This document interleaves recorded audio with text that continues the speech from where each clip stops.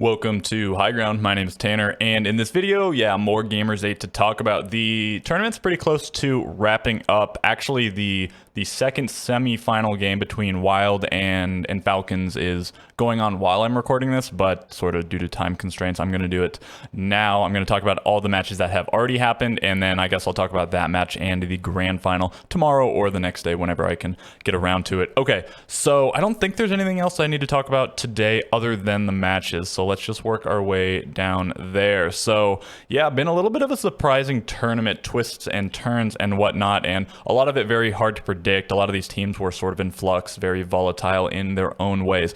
And okay, so here we have the games. The conclusion of the group stage was yesterday, and then so again today, the two semifinal games, and you can see currently Wild and Falcons are 1-1, and then BDS is already in the grand final awaiting the winner of that. And actually, I'm looking on my other monitor, it is 1-1 in terms of round count on that third map as well. So okay, we already covered most of Group A, but I guess let's talk about the matches we didn't already get to. So Liquid 2-0'd Space Station, and man, it was a tough one to watch. The first map, SSG went up 6-1, and then Liquid won 7 rounds in a row. So I think Liquid even won the very first round. So 1 for them, then 6 for Space Station, then 7 for Liquid, and then they just couldn't recover on Oregon. Liquid, generally a very good Oregon team, even though they got kind of embarrassed on it by Damwon. A little bit curious there, but yeah, generally they're quite good on Oregon. Maybe just fell apart in that game. I guess they did win this series, or Damwon's also very good on it. Whatever the case, yeah, SSG definitely outclassed on the map, and yeah, just a terrible choke. Not to say that necessarily they would have won on Cafe, hard to say, but you know, certainly if they'd won Border, they would have gone to Cafe. So it is what it is, and I guess maybe even they carry the momentum and somehow win Oregon, but given it was not very close, I doubt that would have happened. Okay, so that's that qualifies Liquid for the playoffs bracket to play against BDS, where you can already see the result. Let's go talk about Group B first, and what did we not already see? So also, unfortunately, SSG, they kind of just fell apart on their own. TSM, unfortunately, Snake, I guess he got COVID. He wasn't able to play, so they brought in Pojo, and well, this is, I guess, the second time this happened to TSM. Same thing at the Mexico Major. Merc was unable to play because he got COVID, and they did very poorly, and that was Liquid was one of the teams in their group. Don't remember the other two especially, but now it happens against BDS, and their flawless record against BDS has now been tarnished. And I guess you know, as I like to say, a little bit of an asterisk there, but still a clean-ish, or a very clean 2-0 from BDS. I was thinking of a different match. A 7-3, 7-1, same scoreline as what happened between, I think it was Oxygen or I guess Astralis against Oxygen. It was a 7-3, 7-1 when they played. Don't remember the maps. I don't think it was these two specific maps, but still the exact same scoreline. Neither of the same teams, but just thought I'd point that out. There are maybe a few parallels running between this event and the Charlotte Major, and maybe just complete happenstance. Who's to say? Yeah, that qualifies BDS, and TSM not completely out at that point. They still get to go down to the lower bracket. And okay, so Falcons, I and probably a lot of other people massively underestimated them, and I mean, it's not like I'd seen them play before, so that's the biggest reason. It was just a complete lack of intel on them, and I mean, they're doing their region proud. They do have a little bit of an advantage in that it is you know, the whole crowd's rooting for them. They are the hometown team, and I suppose they didn't have to travel as far, so the other teams may be a little bit out of their element, well, literally, and then also for the fact that they had to travel. And it's not like the biggest excuse. Of course, anyone can win anywhere, but maybe a little bit of an advantage, but I'm not going to say like, yeah, it's a freebie just because they're playing on home turf. 7-4, 7-4. So one of these matches was, which I'm blanking actually. Was it this one? Yeah.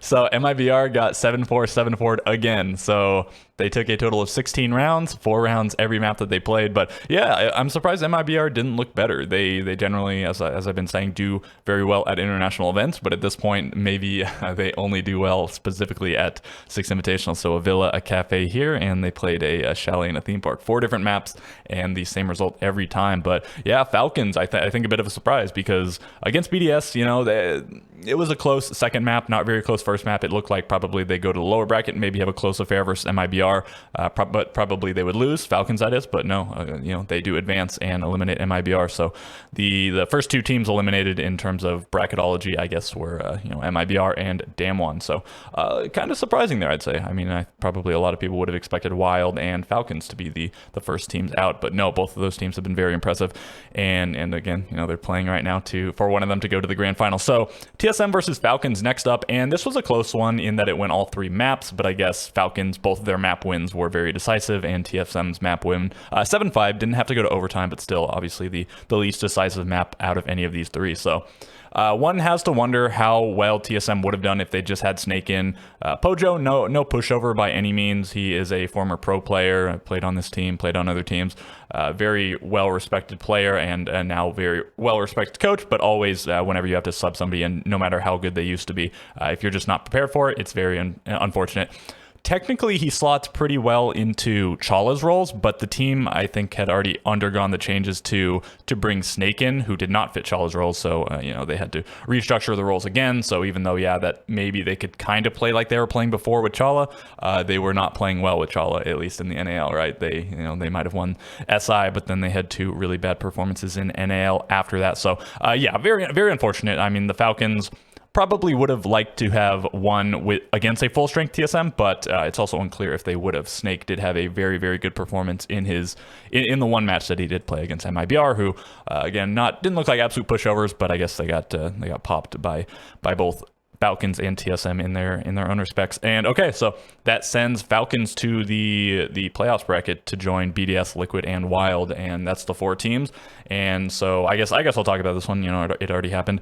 8-6, 8-6. So this is a little bit of a redemption for BDS in regards to what happened to them at the Charlotte Major. So they made it out of their groups. They were pretty good in groups, pretty solid, and then they went on to play against Oxygen, right, in the quarterfinals. So this is the first round of the playoffs here. And, one's a semifinals, one quarterfinal, but still, in the first round of each playoff bracket, BDS, so BDS lost last time, they won this time, and both of those, they kind of let it slip, so I think they were ahead on both of them. I believe they got to match point first against Oxygen, and then Oxygen pushed overtime and then won. It was an 8-6 and an 8-7, or an 8-7, 8-7. One of them went 15 rounds, one went 14 rounds, but now BDS, the shoe is on the other foot, where Liquid loses double overtime games for their opponent, i.e. BDS, to take the win. So again, as I'm trying to say, that is a little bit of redemption in that regard. They lost back-to-back overtime games to be eliminated from the Charlotte Major, and now to advance in this event, they win back-to-back overtime. So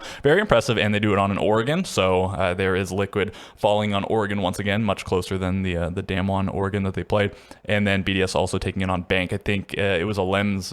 I don't know what this is going to say. Probably something with the Wild Falcons game. I'm not going to refresh it, but I was saying Lems went pretty crazy in this game, but Shaiko is having a very crazy event. His stats are usually generally pretty nuts, but especially at this event, and looks like he might be taking home that MVP. I mean, assuming he does well and this team wins the final. Probably he will be getting that MVP. I can't imagine it would go to anybody else under those circumstances. And I guess that's it, right? I don't think there's anything else I really want to talk about here. Wild versus Falcons. I'm looking at the other monitor again. It is now 2-2, and I guess Wild's on defense, so maybe this favors Falcons a little bit because they're playing on Villa, which is generally a little bit more defender sided. We'll have to see how that pans out, and again, I suppose talk about it in the video tomorrow or the next day whenever I get around to it. So let me just scroll through the page really quickly, see if there's anything else that grabs my attention that I meant to talk about. Probably not. I did a million takes of the previous video, and I think in one of them I did talk about the talent, and I thought it's all pretty good. I'm not especially good at recognizing who's who at this point because there's so many voices I don't really recognize, but I've really enjoyed I think Blue and XR Troika have been one of the casting duos, and again I've really enjoyed them, but I've also really enjoyed pretty much everybody's work, the analysts, the commentators, hosts. It's all been very, very good, and the production in general for the event also very good. And okay, so best of 5 coming up tomorrow between BDS. Winner of Falcons versus Wild. Winner takes home this $400,000 first place prize, and then an MVP, and the most killed player will be determined. And I guess that's gonna do it. So if you have any questions, comments, concerns, feel free to leave them below, or request for any other video you might want to see. Of course, very obviously I said I have at least one more Gamers8 video coming out, but maybe a few more things I could talk about before the major starts up. If you want me to examine anything regarding the major that you think I wouldn't probably already do, feel free to request it. But okay, a like and a subscription would be appreciated. And with all of that being said, catch you guys in the next video.